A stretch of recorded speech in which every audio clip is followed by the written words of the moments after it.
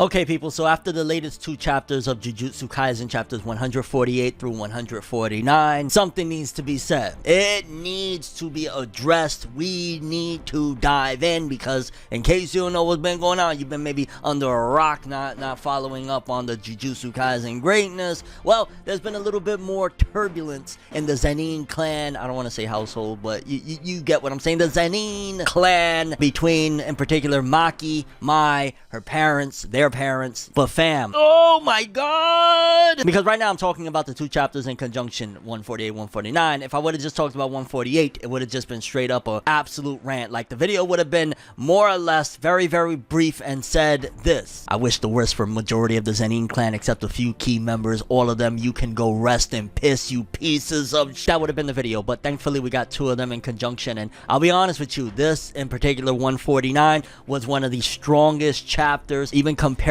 to one of the latest chapters that had a significant loss as well. I would argue this one was way stronger, and every time I read this chapter I'm broken up inside. Like, Jujutsu Kaisen has low-key broken me up every time I look at that 149, and I didn't expect it, but here we are, people. Without further ado, let's jump into a little bit of that Jujutsu Kaisen great.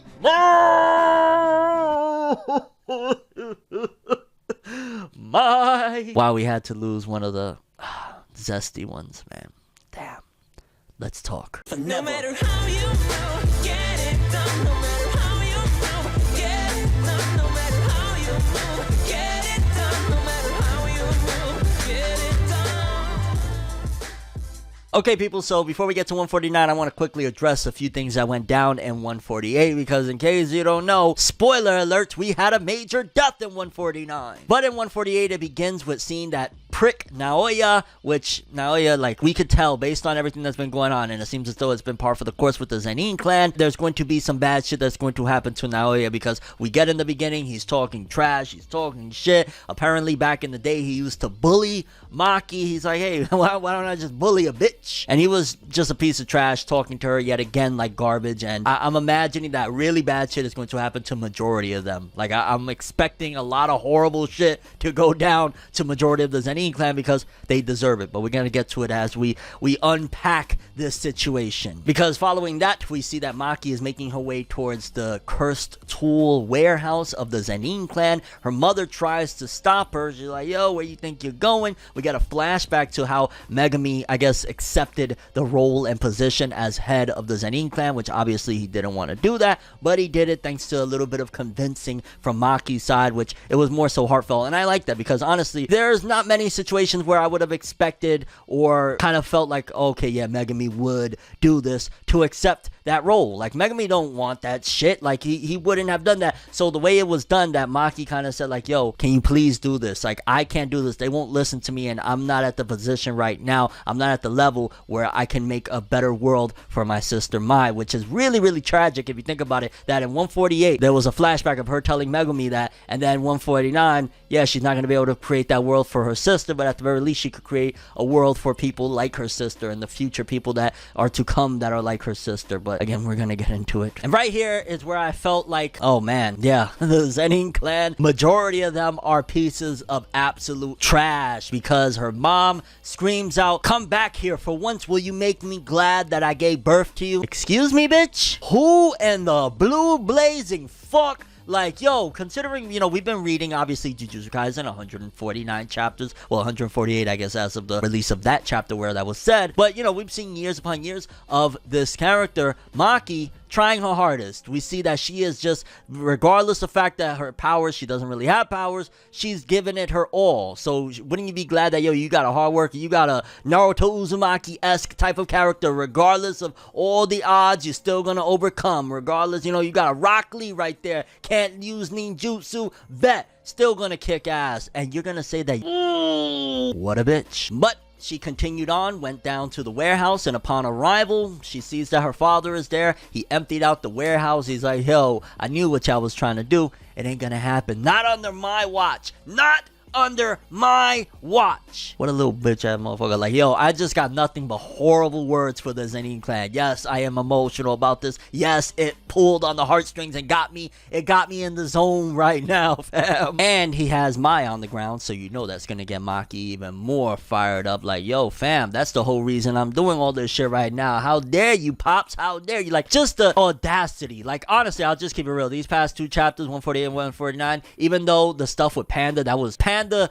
his reaction to losing Yaga was what really made that shit hype and made that shit like sad and all that stuff. This, just everything about it, the pieces of garbage that Mai and Maki had to deal with, all of that just hit a lot harder for me. But we see Naoya, and I want to say it was the uncle or something along the lines of that. They're talking about, like, you know, the positioning of the head of the Zenin clan and how Megami kind of, a lot of the people that are part of the clan are betting on Megami to be able to restore relations between them and the Gojo clan, as well as them and the Kamo clan. So there's benefits to that. So basically, like, in order for them to kind of restore the faith in them, you know, the pieces of shit, I guess you could say, of the Zenin clan, then they need to do certain things. And basically, Mayamaki's father was like, you know, I got a great idea. Why don't I kill my daughters so that they'll have faith in me? Because apparently you have faith in people that are willing to kill their own children. Like, I don't give a fuck about the rationale, because I get it. Like, yo, if you're really willing to do that to your own kids for the future of the clan, like, you're really in it. But that also showcases that, like, yo, I don't give a fuck. Like, for me personally, you don't care about your kids, you don't care about nobody. You don't care about a soul. Like, that's the motto I live by. You don't care about your kids, you don't care about shit. So in my mind, I'm like, he's a piece of garbage. What are you talking about? But the two individuals are there like, yo, we could kind of cast it as like they're rebels that are trying to overthrow and basically go against what's been going on. We could, you know, take advantage of the fact that Gojo is basically, you know, a fugitive at this particular point. So they were betting on a lot of things, which when Gojo arrives, when Gojo returns from being in that damn box, oh my god, he's gonna go nuts. But that's not to say that there's going to be much to go nuts on, because people are being dealt with, rightfully so. I'm still waiting for somebody to deal with that principle. I don't care, whatever it may be. The dude that was responsible for what happened to Yaga, he needs to go. But that's an unrelated topic, another time. But we cut, and Maki and her dad are throwing down. The father asks, like, yo, do you know why is it that I was never able to go and become the head of the clan, and my brother Naobito was able to? And he's like, come on, just humor me. Tell me why you think so. And during the fight, it seemed as though, oh shit, Maki broke his blade. Things is getting crazy. And the chapter ends off with one of the most disrespectful things a parent could possibly ever tell their child. He's like, yeah, I wasn't able to become the head of the Zenin clan because my children are worthless. This motherfucker. Like, yo. Honestly, the Zenin clan, the way Gege has written this, it's like, goddamn, I want to jump in the manga and try and do something. I know I get my ass whipped because the Zenin clan, they still no joke regardless of what. But damn. So shout outs to the setup and the heavy lifting that 148 did, which was already magnificent in and of itself, that led to the tragic beauty of tears that was 149. Because 149 starts off with basically the father dragging Mai and Maki away, saying, yo, you thought that you broke my blade? I'm a sorcerer, bitch. And he continues to, which at the end of the day, like, look how pathetic. Like, you're pathetic. Like, yo, Mai and Maki's father is pathetic. Continuing to blame his children, his two daughters. He just keeps regurgitating, it's because of y'all, because y'all worthless children, why I was never able to ascend past my brother, and why he became the head of the Zenin clan. No, motherfucker, it's because you trash. It's because you dog shit. It's because you do things like this, you piece of shit. And he proceeds to throw Mai and Maki into a room filled with grade 2 curses that they're standing back for the time being, because they're scared, of course, of this monster of a man. But he's like, yo, second I go, they're gonna slaughter y'all, especially y'all weekend. I just whipped both of y'all asses. It's curtains for both of y'all. And before he leaves, he says, like, yo, your strength was nothing special. You're a stain on my life. My god, Gege, like, what influence did you have to write such heartless creatures? Like, genuinely, Gege put some shit in here to really make you like, you want to hurt this man, you really want to do something to him. Like, yo, that's your daughters, fam, what's wrong with you? And then a scene that felt a little awkward. I get it, and I'll explain in case you don't understand what happened. But Mai and Maki, as they're laying there, you know, all messed up and shit like that, Mai reaches over Maki and proceeds to kiss her. And at first I'm just like, yo, what? No offense to Alabama, but is this an Alabama story? Like, what's going on here? But the explanation basically, which it wasn't really explained, but you can kind of deduce if you put two and two together, is that basically Mai was low on cursed energy. She was borrowing a bit of Maki's cursed energy to be able to do one final technique, and she was doing it via the mouth. I feel like to a certain degree that was an excuse to do some wild shit that is like, no, it's so wrong, no. And I know there's probably going to be some people out there that are going to try to defend that, and I'm not saying like it's horrible or it didn't take me out the, maybe it took me out the moment for a split second, I ain't gonna lie, but it didn't ruin the moment by any means, but it was just kind of like, okay.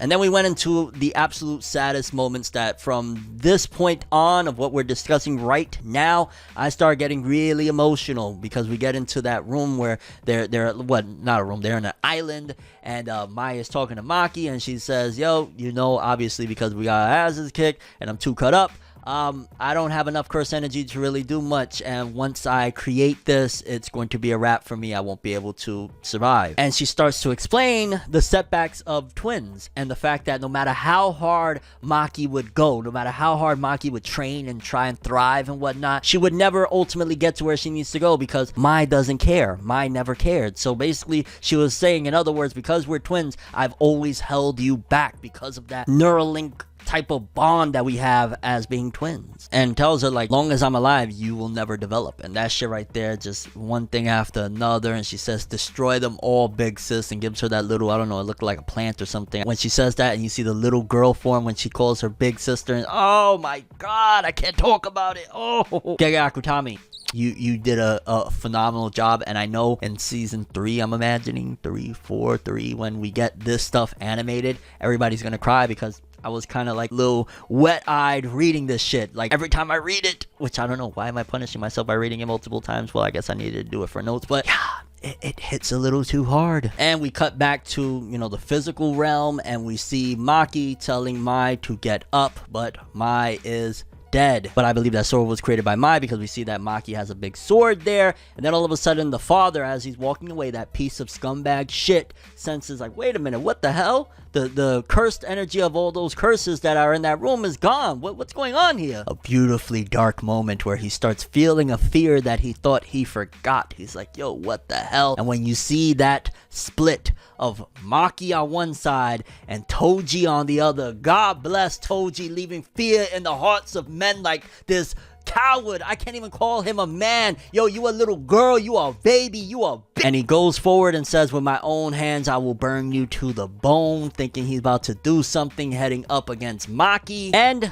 Maki chops his head in half, ending the chapter with her saying, let's get started. Oh my god. Honestly, 149, I would throw an argument out there. I wouldn't say completely because we've had some phenomenal chapters. Like this series has been really high up there throughout most of the year. I would say that this is one of the best, if not the best chapters of the year. I don't want to say it's 100 definitive because I'd have to think back about, you know, some of the Yuta chapters and things like that, but this is up there. And in terms of emotional impact, this is hands down the best, most emotional chapter of 2021's Jujutsu Kaisen. But my god, this series is so good. This series is so good. And yeah, R.I.P. Mai. Honestly, if you watch some of my anime reviews, you know that I would be like, yo, she look a little, you know what I'm saying? So to see her go out, it's sad shit. R.I.P. Mai. Curious what you guys thought about this chapter though. Did you cry? How did you feel about Maki defeating her dad? How did you feel about Maki having that same energy as Toji? Where do you see things going from here now that one of the people that would succeed as the head of the Zenin clan has been defeated? The next two would obviously be Naoya, and again, I want to say it's the uncle. I forget what role he has, but yeah, your thoughts on just where things is going right now. Like, holy shit, I didn't expect this. Considering we just had the death of Yaga a few chapters ago, I did not expect Gege to be like, hey, I got a grenade right here.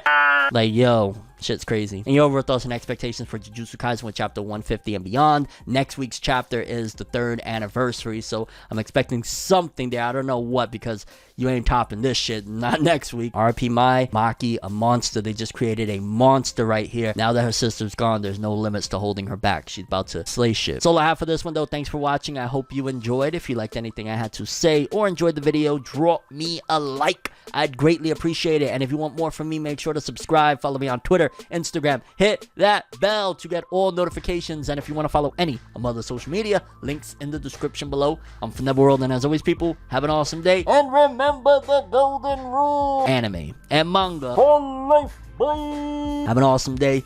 peacing. And wow, this was an emotional roller coaster with chapter 149 of Jujutsu Kaisen. Gege keeps on killing it, fam. Literally.